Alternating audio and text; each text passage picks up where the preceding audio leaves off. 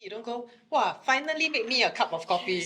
You know what I mean? sarcasm. frame Yeah, is so the kindness, compassion, even respect. I mean, you won't do this to someone you respect, right? You won't say this to someone you respect. So that still underlies everything. Yeah. So yes, it's how we frame it, right? Rather than, yeah, today only you make oh, thanks, you make it for me, you know what I mean? Because I am a grown man and I can't make my own coffee. You can, but it's sometimes quite nice when the other person does it for It you. does. I mean, the same thing, just want to add another perspective to it. Like, our day-to-day work is quite overwhelming. Our kids are overwhelming. Oh yeah. And then if we are always on the toes and looking after our partner's needs, we might be burning out ourselves. Yeah. Yeah. I have 3 kids. 1 8, 1 5, and Lena is 43. Right. see, I reversed the joke, right? Usually it's ladies who make, I got 3 kids, my 2 and my husband. See, I reversed it before somebody said it. But absolutely, I mean, you're absolutely right. Being able to, and here's the thing, here's a quick tip for everybody here. This is what I used to, I did and still do. I watch her. I observe the lady. I watch all the shit that she does, from the sweet and cute little quirks to the bloody annoying shit that she does. And I realized over time, I really don't have a secret list of all the quirks that she has, but I do take notice what she likes, what she doesn't like, and on the odd occasion, to be romantic and set up the sex positive environment, I try to get into her good books. I made her a cup of coffee, I bring her dinner, make her favorite stuff. Then that kind of eases the tension a little bit for her. And then she comes home and says, okay. Then she'll, and to her credit, she does acknowledge. And I love it when she acknowledges it. She's like, oh, thanks for making dinner for me. Thanks for handling the kids for me. Thanks for doing this for me. And then, bow chicka wow. Well done. Dude, men, we have one thing in mind. And everything we do. Are you kidding me? That, It's to serve the lady. Come on. Okay, so I think when he says it that way, everybody's like, oh my gosh, that's like so transactional. But I do see it kind of relevant to relationships, because you want to get into sex and in the whole mode of intimacy. For many, it's not just women. I've seen this in men as well. You need to be in a very different state of mind. You need to be in a more relaxed state of mind. How to be relaxed if both of you partners are like just doing stuff against each other, right? Like. So I mean, I get what he's saying, but I mean, I would say again, don't read it as a, like, oh, it's because of this, that's why these are men only one track mind. you only want sex? That's why you're nice to me? No Yes. lah. No, of course not. Obviously, I love her for who she is. Sex is an added bonus.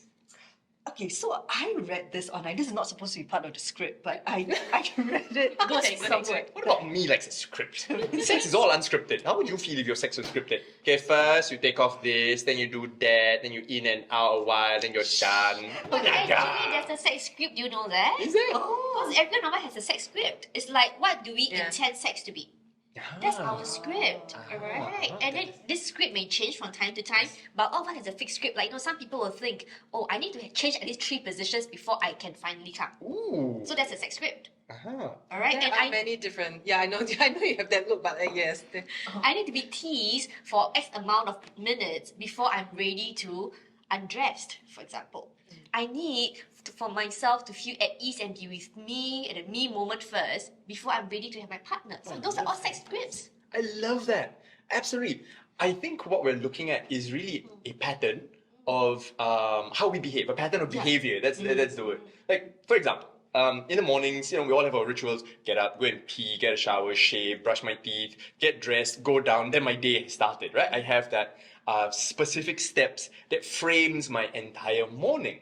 And what you're saying about a sex script is absolutely relevant. Yes. Not to share too many details about my personal life. Yes. Now that you mention it, I'm very well aware. I've noticed. I'm not gonna go into details again. That she needs a certain then boom shakalaka, right? And so I think what can couples out there do to I don't know, maybe notice the scripts that we have? To notice whether those scripts are actually helpful, whether it actually helps you get into the mood or not even get into the mood. Yeah. Right? Because you have something that's anti-sex in your script that says, oh, my partner needs to be very, very clean before I'm willing to be touched by him or her.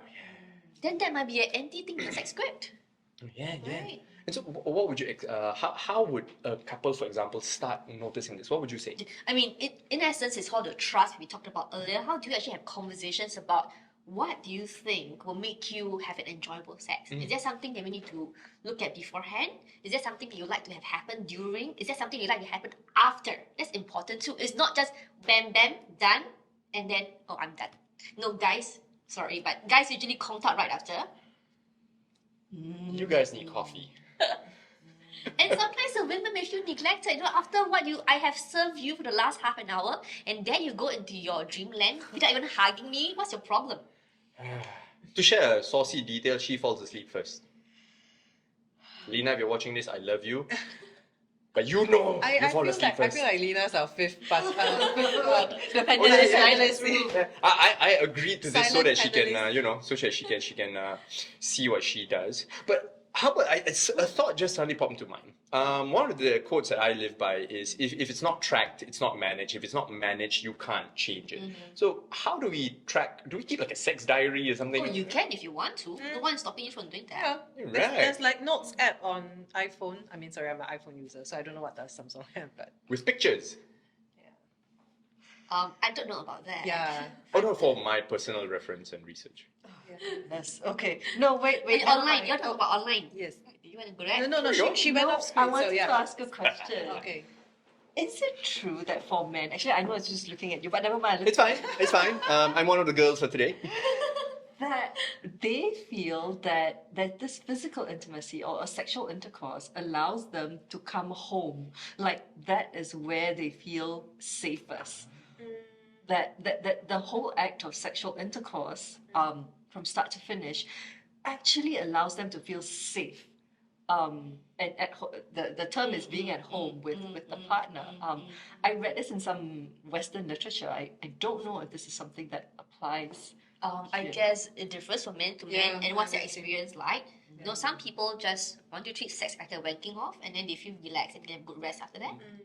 The dopamine rush and then. So I'm in the same point of view. Like, I mean, I think it depends on the man. It's like everyone attaches a very different meaning to what it is. I do see a lot of men see sex as connection and intimacy. So yes, it is how it's like one of the main things they use to communicate a partner. So when that breaks down, like to them, the relationship is breaking down. But it's not for all men. Yeah, so it also depends on what they are accustomed to or what they have also grown up and what their belief systems are. Yeah, and then the other common belief is that, you know, being able to have sex with your partner and satisfy her is a way of showing that I'm a man, I can take care of you. Oh. So it could be an ego thing as well. Yeah. And it's not that, you know, having ego is a bad thing. It's just about recognizing it. You know, what does sex actually means for you? And would you like to increase your range of your definition of that? Or keep it to what your original script is? I mean, when you say that, one of the things that popped in my mind was this. In pop culture and all that, we always say, you know, the man who's a great lover, he's virile and he's, you know, lasting long and he's a great lover of women, is like a paragon of men, like someone to look up to, right? And I think in a lot of guys' mindsets, is like, if I can't please my woman, or if I can't have multiple sex partners, for example, or I'm just not good in bed, I'm not a man. Yeah. Yeah. Possibly. I mean, unfortunately, some of that narrative still exists. I don't entirely like it I mean, like, I address it because you have to see it for what it is. I don't entirely like it because I kind of feel like it puts men who are exploring or, you know, meeting new partners in a very tough spot. It puts most men growing up in a very tough spot because it's like, what? Because I'm now boy to man at a certain age, I'm supposed to know all this. I'm supposed to be the first one that initiates. I'm supposed to be the one that knows my way around the bedroom. But yet, also, like, you know, if I have a lot of partners, the girl also has like a different point of view. And then, Yeah. so I'm not supposed to have too many partners, but I'm supposed to know everything. Then how? The poor guy is like, Stranded. where's this everything manual or encyclopedia? You know, like, somebody give me the manual. That's when they call you. Right? So for those of you watching, Dr. Angela, Andrea is a sexologist and therapist and she teaches people how to make love. Later on we'll have Not the lovemaking session. Oh, not lovemaking session. That's you can find that on all the other hubs that you know about. But we'll have a bit of a demonstration later on. I want to go back to creating that positive environment because you said you had the tips to give us. I had 6 tips. Maybe today I'll share 3, and then we'll share 3. What a tease! Okay, What okay, a okay, okay. tease.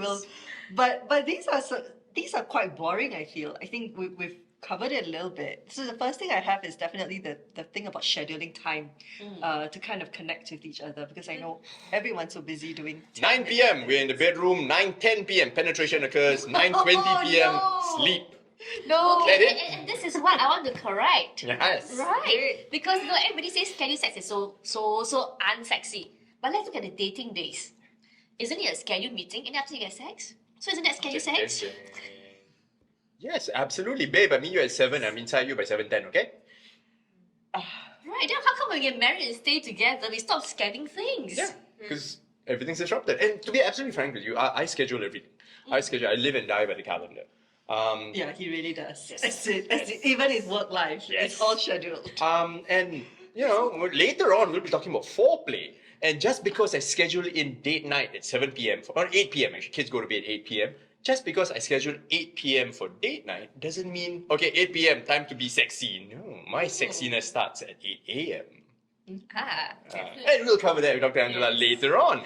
So stop teasing us and give us the whole thing. Okay, so that's point number 1. The second one is, I think, what we've been talking about a lot since the start, which is talking, communicating, casual. I think it's not just about sexy communication, but also it's the little things. And so the casual banter. I think bantering with each other matters a lot. Yeah.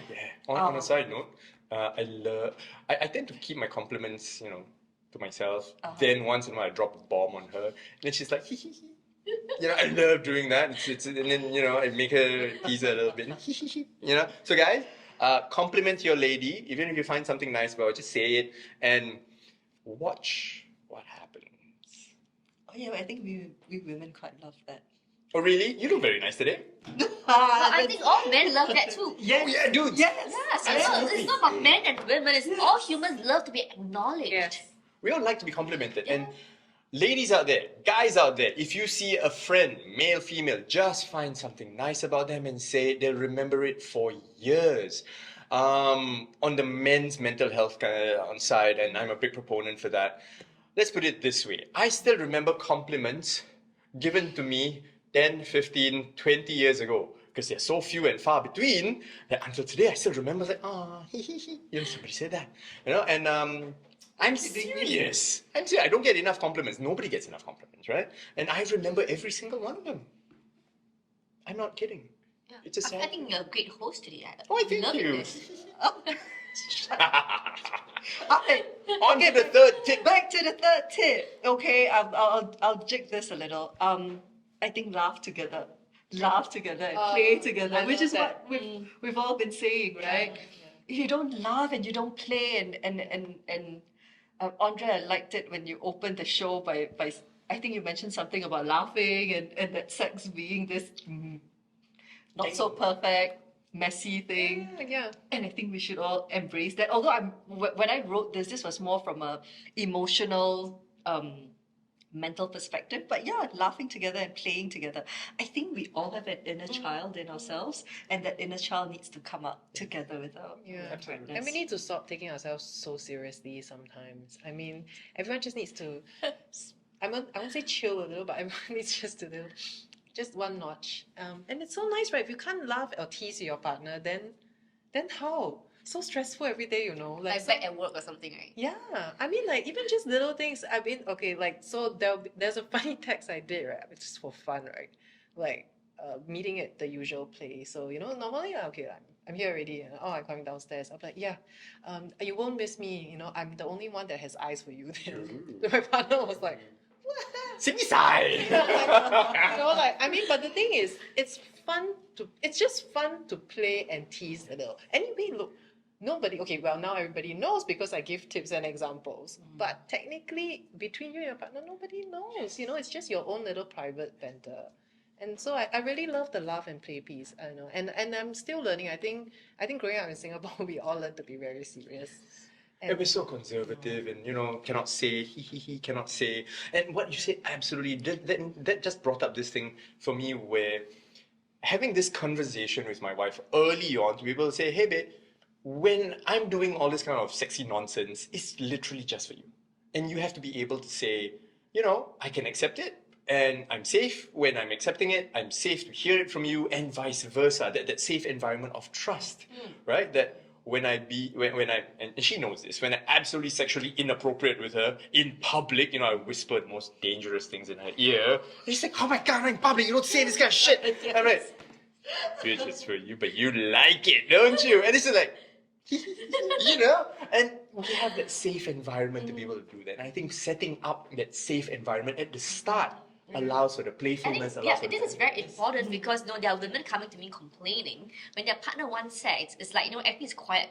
Suddenly they start stroking you and everything, and it's like they're just caught so off guard and they're not comfortable because there's no build up. They're still caught in the previous activity, whether is it minding the kids' homework or doing household chores. And suddenly you start kind of touch all over me and grope my boobs and expect me to be ready for you.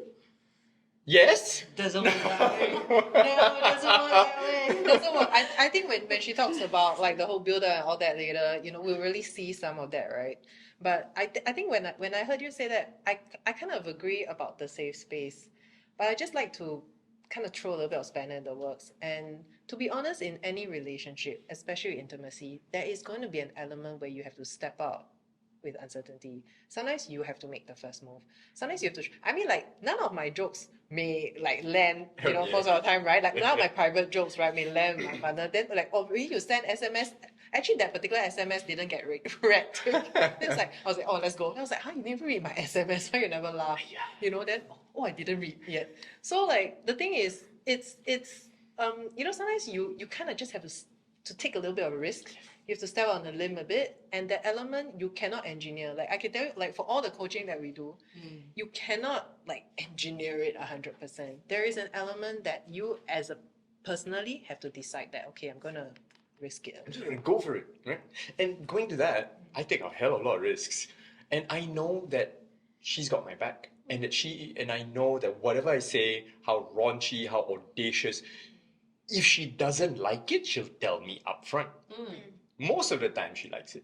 But when she doesn't, then I know, okay, maybe I crossed the line, right? And I have to be able to say, yes, with her, I crossed the line and I accept it and I know that I don't lose her because I crossed the line. But in fact, I'm more educated. Okay, she doesn't like that. And I step back from that and I try a different tack, And that's super important because if not, then I'll always be on eggshells and always be afraid, never being able to say something to her. Yeah. Is it going to trigger her and then the relationship will go down the drain. So yeah, tell us tip number 4. I'm waiting. You literally have 6. I'm reading over your shoulder. Okay. I think tip 4 and 5 are quite similar, and we talked about it as well. The little acts of kindness, like getting coffee, I don't know, whatever. rocks Opening your the fancy. door. Yes. Trust me, Yes. that happens still. And we don't say thank you enough. Yeah. I mean, even with strangers, right? You open the door, then you all right through. Singaporeans don't make eye contact. Don't make eye contact. No. Especially in the lift. Door It is magically my open. big pet peeve, I press the freaking door for everyone. Okay, never mind. And then everyone At least just walks out. smile at me, Yes. not your Just head. not, even if you don't want to say something, because I'm not invisible. Such a Singaporean thing. Yeah, so I mean, imagine if it's your partner, right? And then your partner keeps doing it for you, and all you go right through. She did ask me once, why do I like opening doors for her? I said, so I can grope your ass. It's legit. She knows. So, it's true. One track mind. Yeah?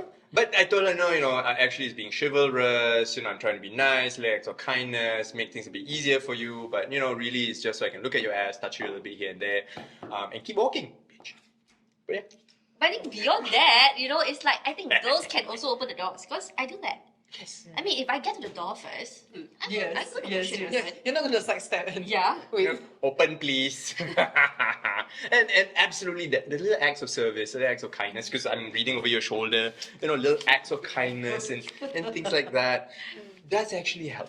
It goes a long way. A little gesture goes a long, long way. Like you getting coffee for me today. Alhamdulillah, thank you so much. I really needed that shot of caffeine. Yeah, I kind of sensed it. This one was, he came in all the way from another country. So, yes. Not that far, across just across the country. Across In the the country. country, like, no, I flew in from Antarctica, like a polar bear, roar! No, and I appreciate it. So the final two tips is, I think what, again, we've talked about it a little bit. It's about touch and being intimate, but not in that way. But I think just giving the light touches, the gentle strokes and caresses, that is non-sexual. Yeah. And I think sometimes that kind of helps. Because you're not expecting something in return, lah. But it's just loving kindness with each other. And the last one is actually about having separate lives and hobbies. Okay. Very important. Yes. I think I wanted to talk about this a little because in my society, I think, and in my religion, there's always this talk about, oh, if you're husband and wife, you should do everything together, you should work together, do the same hobby together, you should, go to the beach together, whatever. Everything, it becomes like that. And I think during my parents' and my grandparents' time, that was the narrative. But I think they should change that narrative because I think there's a quote. It says what the temple cannot, the pillars of the temple need to stand apart so that the building can, Be strong. be stronger. Oh wow, I like the quote. I mean, Yeah. I don't know where the quote came from, but I really cannot remember it exactly, but that's what the quote says. It's like the pillars of the temple has to stay apart so that the building can, Yeah. yeah. So I you mean, can have this sex is without like, the roof falling on you. it's like too close, like it's Yes, yeah. yeah. So I've been thinking about this for the last, I think, 8-9 years, even before I got married. Because this narrative is a very strong one, especially in my culture and in religion. But I think that having separate hobbies and separate lives sometimes helps. Like you do what you want, Oh, yeah. and I do what I want. But Yes. we come together at night. Yeah, I think it's not just about having separate hobbies. It's also not about seeing your partner as your everything. You gotta be your own person, right? You gotta be you. Yeah. So you cannot expect your partner to be your best friend all the time, to be a confidante all the time, to be your best sex partner all the time, to be the best father or the Hang on, best. can I find somebody else then? No, it's about having a I'm full joking, I'm group, joking, I'm of timing. Like a support group or support network. Yeah. I don't know how you call it. Absolutely. So, bit of personal sharing when we talk about this. I'm the clingy one. In the relationship, I'm the clingy one. Like, the best days are when she's on leave and she's at home and I'm just sitting there with her and just looking at her, touching her, Then she said, why are you so touchy? You're home. That's why.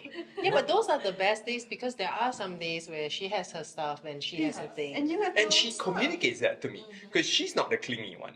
So between us, she has her own activities. She wants to do her journaling by herself. She wants to go to the bookstore, molest some books here and there. That's not my thing. She likes to do it by herself, and I have to acknowledge and accept that because those expectations were communicated, and I'm like, okay.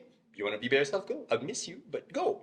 And then she comes back ready and relaxed and in the mood because I've been flirting with her the whole time. And then she's like, yeah.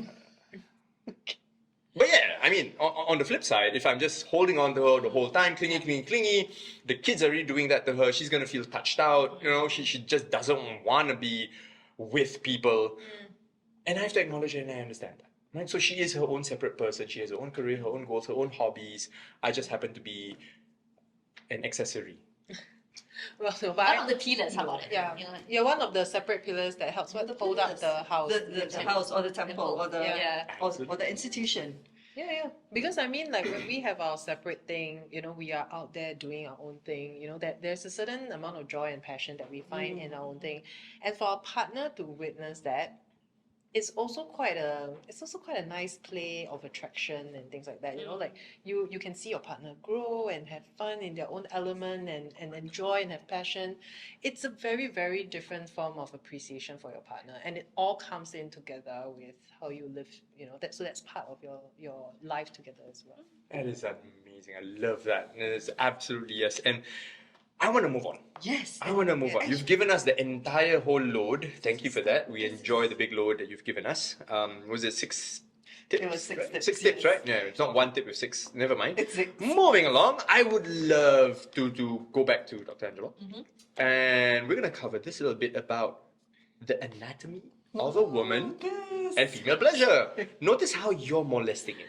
Okay, no, I'm so excited. Yes, I mean, that's really exciting. So, Dr. Angela, tell us a little bit more about this particular segment. We're going to be covering the anatomy of a woman and Sure. female pleasure, since we're talking about the Okay. physical stuff. Okay, beyond this, I mean, this is important, but I'm gonna ask, everyone here, what do you all think is the human's body biggest sex organ?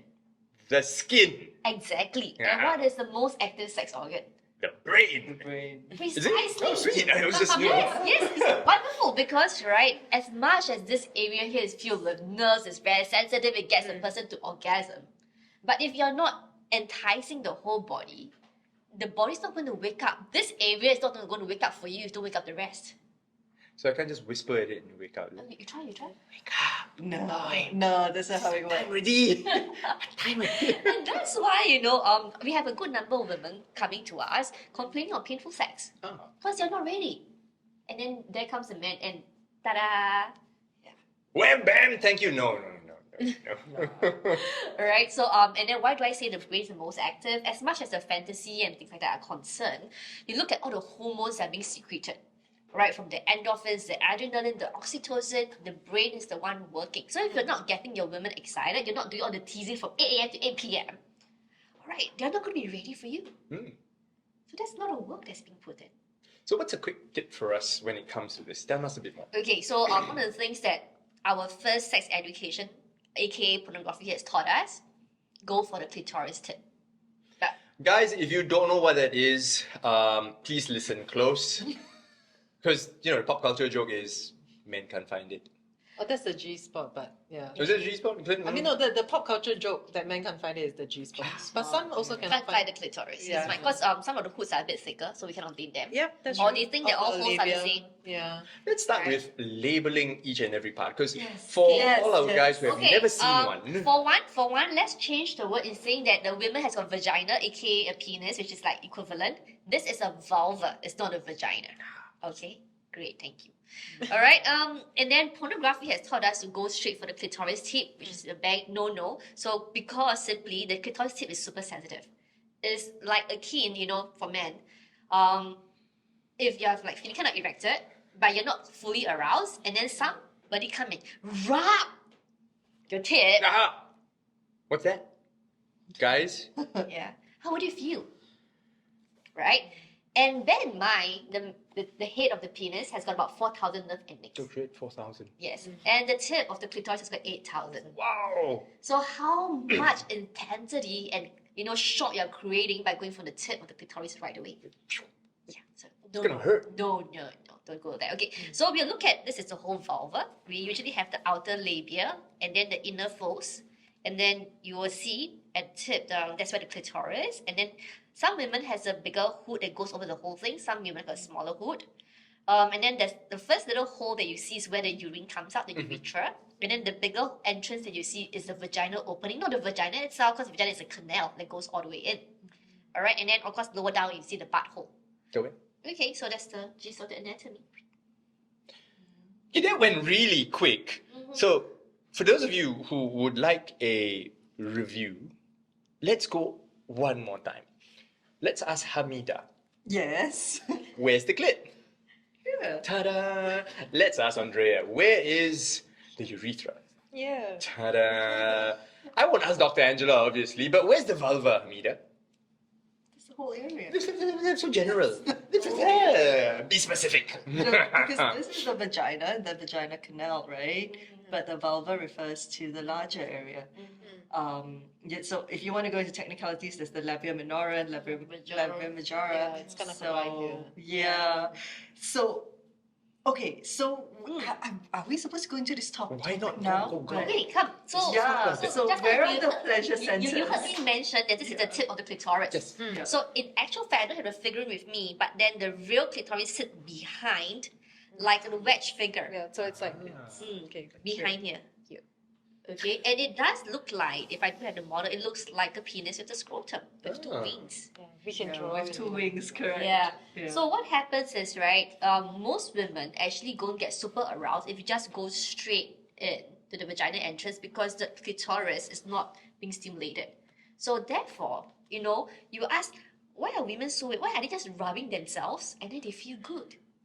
That's simply because the whole clitoris is behind the vulvar region, and as you're rubbing the whole vulva, you're actually awakening the whole clitoris, which is the sexual center or the pleasure center of the female genitals. So if you want to go for a woman, remember to go round.